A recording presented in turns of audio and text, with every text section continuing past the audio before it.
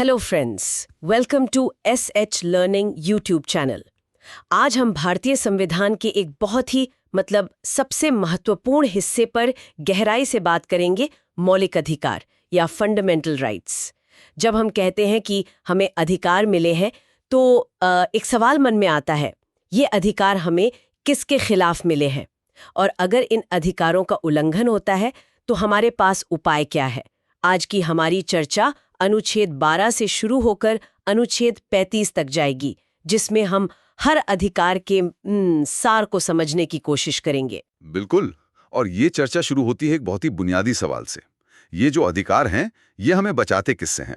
संविधान इसके लिए एक शब्द इस्तेमाल करता है, राज्य, द स्टेट। हाँ, और यहीं पे शायद सबसे पहला कंफ्यूजन होता है। राज्य सुनते ही दिमाग में आता है सरकार, केंद्र सरकार या राज्यों की सरकारें। सही। लेकिन संविधान की परिभाषा तो इससे कहीं ज्यादा बड़ी है ना? बहुत ज्यादा। और यहीं से संविधान बनाने वालों की दूरदर्शिता दिखती है। अनुच्छेद 12 में राज्य की परिभाषा बहुत व्यापक रखी गई है। इसमें क्या क्या शामिल है? देखिए, इसमें भारत की सरकार और संसद तो है ही, राज्यों की सरकारें और विधानमंडल भी हैं, सभी लोकल अथॉरिटीज जैसे नगर निगम, पंचायतें, ये सब। और एक फ्रेज है, अन्य प्राधिकरण या अदर अथॉरिटीज। ये सबसे ज्यादा इंटरेस्टिंग लगता है। बिल्कुल, और सारा खेल इसी का है। सवाल उठा कि ये अन्य प्राधिकरण कौन है? हाँ, क्योंकि ये तो एक तरह का लूपहोल बन सकता है। एग्जैक्टली। सरकार कोई नई संस्था बनाकर कह सकती है कि ये तो राज्य है ही नहीं, तो इन पर फंडामेंटल राइट्स लागू नहीं होते। जैसे एलआईसी या ओएनजीसी। आपने बिल्कुल सही नस पकड़ी है। और इसी लूपहोल को बंद करने के लिए सुप्रीम कोर्ट ने एक टेस्ट बनाया, डीप एंड परवेजिव कंट्रोल का सिद्धांत। गहरा और व्यापक नियंत्रण। हाँ, कोर्ट ये देखता है कि क्या उस संस्था पर सरकार का नियंत्रण इतना गहरा है, इतना व्यापक है कि वो असल में सरकार की ही एक इंस्ट्रूमेंटैलिटी या एजेंसी है। अच्छा। अगर जवाब हाँ है, तो वो संस्था भी राज्य है और उसे आपके मौलिक अधिकारों का सम्मान करना ही होगा। डॉक्टर अंबेडकर का उद्देश्य साफ था, कोई भी शक्तिशाली संस्था जो कानून बना सकती है या लोगों के जीवन को प्रभावित कर सकती है, वो मौलिक अधिकारों के दायरे से बाहर न हो। ठीक है, तो राज्य की परिभाषा बहुत वाइड हो गई, लेकिन क्या होगा अगर यही राज्य कोई ऐसा कानून बना दे जो इन अधिकारों को ही छीनता हो? यहीं पर अनुच्छेद 13 एक दीवार की तरह, एक फायरवॉल की तरह खड़ा हो जाता है। फायरवॉल, ये एनालॉजी अच्छी है। ये साफ कहता है कि कोई भी कानून, चाहे वो संविधान बनने से पहले का हो या बाद का, अगर वो मौलिक अधिकारों से असंगत है, इनकंसिस्टेंट है, तो वो उस हद तक शून्य वॉइड माना जाएगा। उस हद तक, इसका क्या मतलब है? क्या पूरा का पूरा कानून रद्द हो जाता है? जरूरी नहीं। और यहीं पर कोर्ट की क्रिएटिविटी दिखती है। 3 बहुत महत्वपूर्ण सिद्धांत हैं। पहला है पृथक्करणीयता का सिद्धांत या रूल ऑफ सेवरेबिलिटी। सेवर मतलब अलग करना? बिल्कुल। अगर कानून का केवल एक हिस्सा मौलिक अधिकारों का उल्लंघन करता है और उसे बाकी कानून से अलग किया जा सकता है, तो सिर्फ वही हिस्सा शून्य होगा, पूरा कानून नहीं। मतलब सर्जरी करके खराब हिस्से को निकाल दो। सही। दूसरा सिद्धांत और भी अनोखा है। कौन सा? ग्रहण का सिद्धांत, डॉक्ट्रिन ऑफ इक्लिप्स। ग्रहण, जैसे सूरज पर ग्रहण लगता है। हाँ, वैसा ही कुछ। सोचिए, कोई पुराना कानून है जो मौलिक अधिकारों के आने से एक तरह से निष्क्रिय हो गया है, तो कोर्ट कहता है कि वो कानून मरता नहीं है, बस उस पर मौलिक अधिकार का ग्रहण लग जाता है, वो इनऑपरेटिव हो जाता है। मतलब वो कानून अभी भी बुक्स पर मौजूद है, बस लागू नहीं हो सकता। हाँ, और अगर भविष्य में कभी उस मौलिक अधिकार में संशोधन हो, तो वो पुराना कानून फिर से एक्टिव हो सकता है, उस पर से ग्रहण हट सकता है। ये तो कमाल है। और तीसरा सिद्धांत? तीसरा है नो रेट्रोस्पेक्टिव इफेक्ट, मतलब मौलिक अधिकार पिछली तारीख से लागू नहीं होते। अच्छा, तो जब ये तय हो गया कि कोई कानून मौलिक अधिकारों से ऊपर नहीं हो सकता, तो सबसे पहला और बुनियादी अधिकार कौन सा है? वो है समानता का अधिकार, राइट टू इक्वालिटी, और इसका आधार है अनुच्छेद 14। ये कहता है, राज्य किसी भी व्यक्ति को कानून के समक्ष समानता यानी इक्वालिटी बिफोर लॉ या कानूनों के समान संरक्षण यानी equal protection of the law से वंचित नहीं करेगा। पर इसका मतलब ये तो नहीं कि एक बच्चे और एक वयस्क पर बिल्कुल एक जैसा कानून लागू होगा। वो तो सही नहीं होगा। आपने सही मुद्दा उठाया। इसीलिए संविधान उचित वर्गीकरण की अनुमति देता है, रीजनेबल क्लासिफिकेशन। राज्य अलग अलग समूहों के लिए अलग अलग कानून बना सकता है, बशर्ते वो वर्गीकरण मनमाना ना हो, योग्य अंतर, इंटेलिजिबल डिफरेंशिया पर आधारित हो और दूसरा उस अंतर का कानून के उद्देश्य से एक तर्कसंगत, एक रैशनल नेक्सस हो। लेकिन फिर वही सवाल, क्या उचित है और क्या मनमाना, ये कौन तय करेगा? ये तो बहुत सब्जेक्टिव हो सकता है। बहुत जरूरी सवाल है और इसी के जवाब में सुप्रीम कोर्ट ने ईपी रोयापा मामले के बाद एक नया सिद्धांत विकसित किया, मनमानापन के विरुद्ध अधिकार, राइट अगेंस्ट आर्बिट्रेरीनेस। आर्बिट्रेरीनेस। हाँ, अब कोर्ट सिर्फ ये नहीं देखता कि क्लासिफिकेशन सही है या नहीं, अब कोर्ट ये देखता है कि सरकार की कोई भी कार्रवाई जो मनमानी है, आर्बिट्ररी है, अनुचित या अतार्किक है, उसे अनुच्छेद 14 का उल्लंघन माना जा सकता है। वाह, मतलब अब टेस्ट और भी ज्यादा सख्त हो गया है। हाँ, और इसी अधिकार के तहत फिर आर्टिकल्स 15, 16, 17 और 18 के जरिए समाज की असमानताओं को कैसे संबोधित किया गया है। तो चलिए फिर आर्टिकल 15 से शुरू करते हैं। ये प्रोहिबिशन ऑफ डिस्क्रिमिनेशन की बात करता है। हाँ, मतलब राज्य किसी के साथ धर्म, नस्ल, जाति, लिंग या जन्म स्थान के आधार पर भेदभाव नहीं करेगा। ये तो काफी सीधी बात लगती है। हाँ, ये सीधी लगती है, लेकिन इसकी असली गहराई इसके एक्सेप्शंस में है, इसके अपवादों में है। अच्छा। यही अनुच्छेद राज्य को शक्ति देता है कि वो महिलाओं, बच्चों और जो सामाजिक और शैक्षणिक रूप से पिछड़े वर्ग हैं, मतलब SCBC, SC और ST, बिल्कुल, उनके लिए विशेष प्रावधान बना सकता है।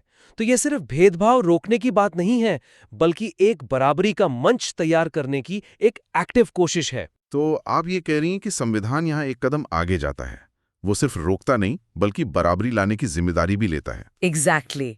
और यहीं से आप देखें तो आरक्षण जैसी व्यवस्था की नींव पड़ती है, जिसका मकसद सिर्फ मौका देना नहीं बल्कि हजारों साल के पिछड़ेपन को पाटना था। सही बात है। तो आर्टिकल 15 एक तरह से जमीन तैयार करता है, लेकिन उस जमीन पर सबको आगे बढ़ने का बराबर मौका कैसे मिले, खासकर पब्लिक एम्प्लॉयमेंट में? शायद यहाँ आर्टिकल 16 की भूमिका आती है। सही पकड़ा आपने। आर्टिकल 16 सरकारी नौकरियों में, मतलब पब्लिक एम्प्लॉयमेंट में, इक्वालिटी ऑफ अपॉर्चुनिटी की बात करता है। अफसर की समानता। जी, लेकिन फिर वही सवाल है, क्या सिर्फ इतना कह देना काफी है उन लोगों के लिए जो दौड़ में सदियों से पीछे हैं? नहीं, बिल्कुल नहीं। इसीलिए आर्टिकल 16 भी राज्य को ये इजाजत देता है कि वो पिछड़े वर्गों के लिए अफर्मेटिव एक्शन यानी आरक्षण जैसे कदम उठा सकें अगर उनका प्रतिनिधित्व सरकारी सेवाओं में कम हो। अब जो अगला अनुच्छेद है आर्टिकल 17, उसकी भाषा मुझे बाकी सबसे बहुत अलग और ज्यादा मजबूत लगती है। ये सिर्फ एक नियम नहीं बल्कि एबोलिशन ऑफ अनटचेबिलिटी का एक ऐलान है। ऐसा क्यों? क्योंकि संविधान बनाने वाले ये जानते थे कि अस्पृश्यता या अनटचेबिलिटी ये सिर्फ भेदभाव का एक रूप नहीं है, ये भारतीय समाज पर एक कलंक है। सही। इसीलिए इसे एक दंडनीय अपराध बनाया गया। और यहाँ एक और बहुत इंटरेस्टिंग बात है, हॉरिजॉन्टल इन्फोर्समेंट का सिद्धांत। हॉरिजॉन्टल इन्फोर्समेंट, इसे जरा आसान शब्दों में समझाइए। इसका मतलब ये है कि ये अधिकार सिर्फ सरकार और नागरिक के बीच का मामला नहीं है। अच्छा। ये दो नागरिकों के बीच भी लागू होता है। मतलब कोई एक व्यक्ति किसी दूसरे व्यक्ति के साथ जाति के आधार पर छुआछूत का बर्ताव नहीं कर सकता। ये कानून समाज के हर व्यक्ति को जिम्मेदार बनाता है। वाह। और समाज की एक और गहरी असमानता उपाधियों से जुड़ी थी, टाइटल से।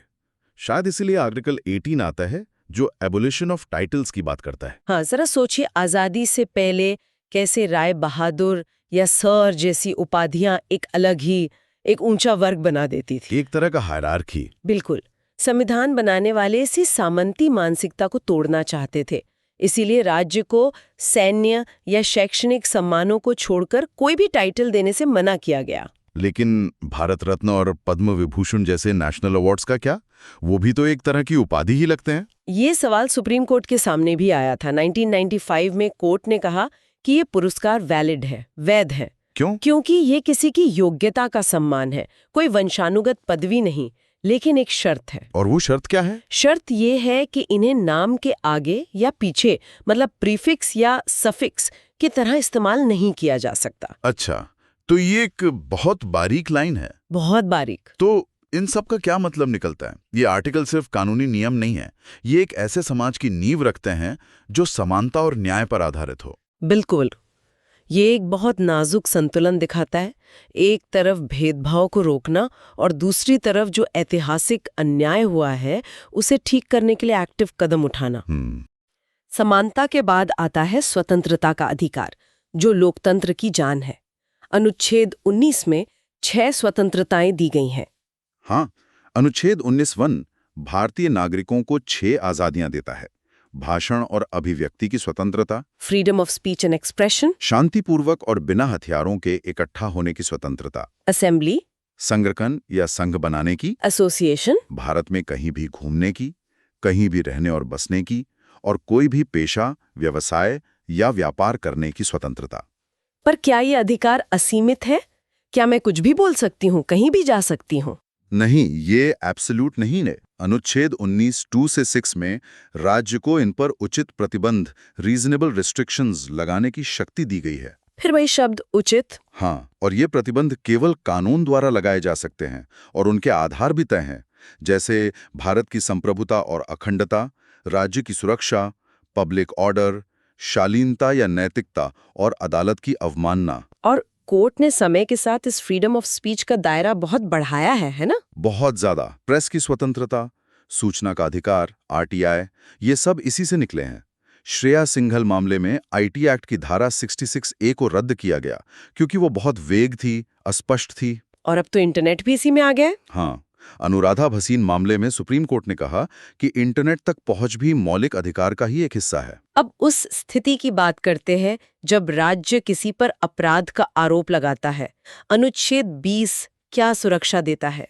अनुच्छेद 20 3 बहुत शक्तिशाली सुरक्षाएं देता है। पहला, एक्स पोस्ट फैक्टो लॉ से सुरक्षा, मतलब आपको उस काम के लिए सजा नहीं मिल सकती जो करते समय कानूनन अपराध नहीं था। ठीक है। दूसरा, दोहरे दंड से सुरक्षा, डबल जेपॉडी, एक ही अपराध के लिए आपको एक से ज्यादा बार दंडित नहीं किया जा सकता। और तीसरा, जो सबसे फेमस है, आत्म अपराध के विरुद्ध अधिकार, राइट अगेंस्ट सेल्फ इंक्रिमिनेशन, आपको खुद के खिलाफ गवाह बनने के लिए मजबूर नहीं किया जा सकता। और इसी के तहत सेल्वी बनाम कर्नाटक राज्य मामले में कोर्ट ने नार्को एनालिसिस, पॉलीग्राफ जैसे टेस्ट को बिना सहमति के असंवैधानिक बताया। और अब आते हैं अनुच्छेद 21 पर, जिसे अक्सर सबसे महत्वपूर्ण मौलिक अधिकार कहा जाता है। अनुच्छेद 21 कहता है, किसी भी व्यक्ति को उसके प्राण या दैहिक स्वतंत्रता से विधि द्वारा स्थापित प्रक्रिया, प्रोसीजर एस्टैब्लिश्ड बाय लॉ के अनुसार ही वंचित किया जाएगा, अन्यथा नहीं। शुरू में तो इसकी व्याख्या बहुत संकीर्ण थी, है ना? AK गोपालन मामले में बहुत संकीर्ण। कोर्ट ने कहा कि अगर कानून में कोई प्रक्रिया लिखी है तो बस उसका पालन करना काफी है, भले ही वो प्रक्रिया अन्यायपूर्ण क्यों ना हो। लेकिन फिर आया 1978 का मेनका गांधी बनाम भारत संघ का मामला, जिसने सब कुछ बदल दिया। उसने सिर्फ बदला नहीं, एक वैचारिक क्रांति ला दी। कोर्ट ने कहा कि प्रोसीजर एस्टैब्लिश्ड बाय लॉ सिर्फ कोई भी प्रक्रिया नहीं हो सकती, उसे उचित, न्यायपूर्ण और तर्कसंगत, मतलब जस्ट, फेयर एंड रीजनेबल होना चाहिए। और इसी एक फैसले ने अमेरिकी ड्यू प्रोसेस ऑफ लॉ के सिद्धांत को अपना लिया, एक तरह से प्रभावी रूप से। हाँ, और कोर्ट ने जीवन का अर्थ भी बदल दिया। कोर्ट ने कहा कि जीवन का अर्थ केवल पशु अस्तित्व नहीं है, इसमें मानव गरिमा के साथ जीने का अधिकार, the right to live with human dignity, भी शामिल है। और इसी एक व्याख्या से कई नए अधिकार निकले। बिल्कुल, निजता का अधिकार जो पुट्टस्वामी मामले में आया, स्वच्छ पर्यावरण का अधिकार, आजीविका का अधिकार, शीघ्र सुनवाई का अधिकार, यहाँ तक कि गरिमा के साथ मृत्यु का अधिकार भी। मैंने गोल्डन ट्रायंगल के बारे में भी पढ़ा है, जो इसी मामले से जुड़ा है। हाँ, ये उस फैसले का सबसे बड़ा निचोड़ था। कोर्ट ने कहा कि अनुच्छेद 14, 19 और 21 अलग अलग नहीं है, मतलब इन्हें एक साथ पढ़ना होगा। ये एक सुनहरा त्रिभुज, एक गोल्डन ट्रायंगल बनाते हैं। किसी कानून को इन तीनों की कसौटी पर एक साथ खरा उतरना होगा। तो कानून की प्रक्रिया अनुच्छेद 21 के हिसाब से फेयर होनी चाहिए। हाँ, वो अनुच्छेद 14 के हिसाब से आर्बिट्रेरी नहीं होनी चाहिए। सही। और उसे अनुच्छेद 19 की आज़ादियों पर अनरीजनेबल रोक भी नहीं लगानी चाहिए। इसने तो राज्य की शक्ति पर एक साथ 3 ताले लगा दिए। बिल्कुल सही कहा आपने। इसके बाद आता है अनुच्छेद 22, जो गिरफ्तारी और हिरासत के खिलाफ कुछ प्रोसीजरल सेफगार्ड्स देता है, जैसे गिरफ्तारी का कारण जानने का अधिकार। हाँ, और अपनी पसंद के वकील से सलाह करने का अधिकार, और 24 घंटे के भीतर मजिस्ट्रेट के सामने पेश किए जाने का अधिकार। ठीक है। अब अगले अधिकार जो कमजोर वर्गों की रक्षा से जुड़े हैं, अनुच्छेद 23 और 24। हाँ, अनुच्छेद 23 मानव तस्करी, ह्यूमन ट्रैफिकिंग, बिगार और दूसरे तरह के जबरन श्रम, फोर्स लेबर पर रोक लगाता है। और ये अधिकार सिर्फ राज्य के खिलाफ नहीं है। नहीं, ये निजी व्यक्तियों के खिलाफ भी उपलब्ध हैं। और बंधुआ मुक्ति मोर्चा मामले में सुप्रीम कोर्ट ने बंधुआ मजदूरी खत्म करने के लिए बहुत व्यापक निर्देश दिए थे। और अनुच्छेद 24 14 वर्ष से कम उम्र के बच्चों को कारखानों, खदानों या दूसरे खतरनाक कामों में लगाने पर रोक लगाता है। इसके बाद आते हैं वो अधिकार जो भारत की विविधता को दर्शाते हैं, धर्म की स्वतंत्रता और सांस्कृतिक व शिक्षा संबंधी अधिकार। तो शुरुआत करते हैं धर्म की स्वतंत्रता से। अनुच्छेद 25 ये हर किसी को अपना धर्म मानने और उसका प्रचार करने की आजादी देता है। लेकिन इसमें एक शर्त है, पब्लिक ऑर्डर, नैतिकता और स्वास्थ्य। हाँ, मतलब ये अधिकार कोई अनलिमिटेड नहीं है। और यहीं पर एक बहुत दिलचस्प बात सामने आती है। अनुच्छेद 25(1) आप कहिए व्यक्तिगत अधिकार है, मतलब एक इंसान का हक। ठीक है। लेकिन ठीक इसके बाद अनुच्छेद 26 धार्मिक समूहों को एक सामूहिक अधिकार देता है कि वो अपने धार्मिक मामलों का प्रबंधन कर सकते हैं। अच्छा, एक व्यक्तिगत और एक सामूहिक। हाँ, बिल्कुल, एक ही सिक्के के दो पहलू। यहाँ एक सवाल उठता है, अनुच्छेद 26 में वैसी सीधी सादी सीमाएं नहीं लिखी हैं जैसी 25 में, तो फिर कोर्ट कैसे तय करता है कि किसी धार्मिक समूह के अधिकार कहाँ खत्म होते हैं? हाँ, और यहीं पर वो आवश्यक प्रथाओं का सिद्धांत या एसेंशियलिटी टेस्ट आता है। वही है ना? बिल्कुल। और ये समझना बहुत जरूरी है, ये आवश्यकता परीक्षण दरअसल सुप्रीम कोर्ट के हाथ में एक तराजू जैसा है। कोर्ट ये तौलने की कोशिश करता है कि कोई प्रथा उस धर्म की, मतलब आत्मा है या सिर्फ उसका बाहरी पहनावा। जैसे किसी मंदिर या मस्जिद की संपत्ति का प्रबंधन करना एक सेक्युलर काम है, वो धर्म का कोई अभिन्न अंग नहीं है, इसलिए सरकार उसमें नियम बना सकती है। अच्छा, तो ये तो हुई व्यक्ति और समूहों की धार्मिक आजादी। लेकिन भारत तो एक धर्मनिरपेक्ष राज्य है, तो संविधान ये कैसे पक्का करता है कि सरकार खुद किसी धर्म का पक्ष न लेने लगे? इसके लिए हमारे पास है अनुच्छेद 27 और 28। ये एक तरह से सरकार और धर्म के बीच एक दीवार खड़ी करते हैं। दीवार कैसे? अनुच्छेद 27 कहता है कि सरकार किसी एक धर्म को बढ़ावा देने के लिए लोगों से टैक्स नहीं ले सकती, और अनुच्छेद 28 वो सरकारी पैसों से चलने वाले स्कूलों में धार्मिक शिक्षा देने पर रोक लगाता है। मतलब दोनों मिलकर भारत के सेक्युलर चरित्र को मजबूत करते हैं। बिल्कुल। चलिए धर्म से आगे बढ़कर अब बात करते हैं सांस्कृतिक और शैक्षिक अधिकारों की, खासकर अल्पसंख्यकों के लिए। अनुच्छेद 29 का दायरा काफी बड़ा लगता है। ये सिर्फ अल्पसंख्यकों के लिए नहीं है, बल्कि नागरिकों के किसी भी वर्ग को अपनी भाषा या संस्कृति बचाने का अधिकार देता है। हाँ, लेकिन अनुच्छेद 30 खास तौर पर भाषाई और धार्मिक अल्पसंख्यकों के लिए है। अच्छा। ये उन्हें अपनी पसंद के शिक्षण संस्थान खोलने और उनका प्रशासन चलाने का अधिकार देता है। और ये प्रशासन शब्द बहुत महत्वपूर्ण है। इससे उन्हें क्या खास अधिकार मिलता है? ये उन्हें अपने संस्थानों को चलाने में काफी स्वायत्तता, मतलब ऑटोनॉमी देता है। पर एक बात बताइए, अगर अल्पसंख्यकों को अपने संस्थान चलाने की पूरी आजादी है, तो क्या इसका मतलब ये है कि सरकार उनके काम में बिल्कुल दखल नहीं दे सकती? बहुत अच्छा सवाल है। नहीं, ऐसा नहीं है। तो फिर सीमा क्या है? देखिए, सुप्रीम कोर्ट ने साफ किया है कि प्रशासन के अधिकार का मतलब कुप्रशासन या मैल एडमिनिस्ट्रेशन का अधिकार नहीं है। मतलब सरकार शिक्षा का स्तर बनाए रखने के लिए नियम बना सकती है, जैसे शिक्षकों की योग्यता क्या होगी, लेकिन वो ऐसे नियम नहीं बना सकती जिससे उस संस्थान का अल्पसंख्यक चरित्र ही खत्म हो जाए। फिर से वही संतुलन की बात है। समझ गया। तो हमने देखा कि संविधान कैसे व्यक्तियों, धार्मिक समूहों और अल्पसंख्यकों को अधिकार देता है, लेकिन कहानी यहीं खत्म नहीं होती। नहीं, यहीं पर वो अनुच्छेद आता है जिसे डॉक्टर अंबेडकर ने संविधान का हृदय और आत्मा कहा था। अनुच्छेद 32 संवैधानिक उपचारों का अधिकार, राइट टू कॉन्स्टिट्यूशनल रेमेडीज। और ये खुद एक मौलिक अधिकार है। यही इसकी सबसे बड़ी ताकत है ना? हाँ, ये गारंटी है कि अगर आपके किसी भी मौलिक अधिकार का हनन होता है, तो आप इंसाफ के लिए सीधे सुप्रीम कोर्ट जा सकते हैं। और अदालतें इन अधिकारों को लागू करवाने के लिए क्या करती हैं? मैंने रिट्स, WRITS के बारे में पढ़ा है। बिल्कुल। अनुच्छेद 32 के तहत सुप्रीम कोर्ट और अनुच्छेद 226 के तहत हाई कोर्ट 5 तरह की शक्तिशाली रिट जारी कर सकते हैं। कौन कौन सी हैं ये? पहली है बंदी प्रत्यक्षीकरण, हेबियस कॉर्पस। इसका मतलब है शरीर को प्रस्तुत करो। बिल्कुल। ये गैर कानूनी हिरासत के खिलाफ सबसे बड़ी सुरक्षा है। अगर किसी को गलत तरीके से हिरासत में लिया गया है, तो कोर्ट ये रिट जारी करके कहता है कि उस व्यक्ति को हमारे सामने पेश करो। ये तानाशाही के खिलाफ एक बहुत बड़ा हथियार है। सबसे बड़ा। दूसरी है परमादेश, मैंडमस। हम आदेश देते हैं। हाँ, जब कोई सरकारी अधिकारी या संस्था अपना कानूनी कर्तव्य पूरा नहीं कर रही हो तो कोर्ट उन्हें वो काम करने का आदेश दे सकता है। ठीक है।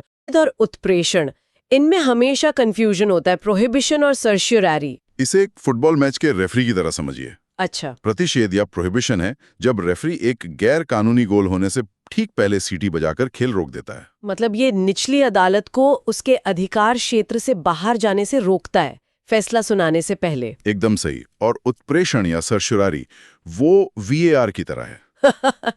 VAR, ये तो बहुत अच्छा उदाहरण है। गोल हो चुका है, यानी निचली अदालत फैसला सुना चुकी है।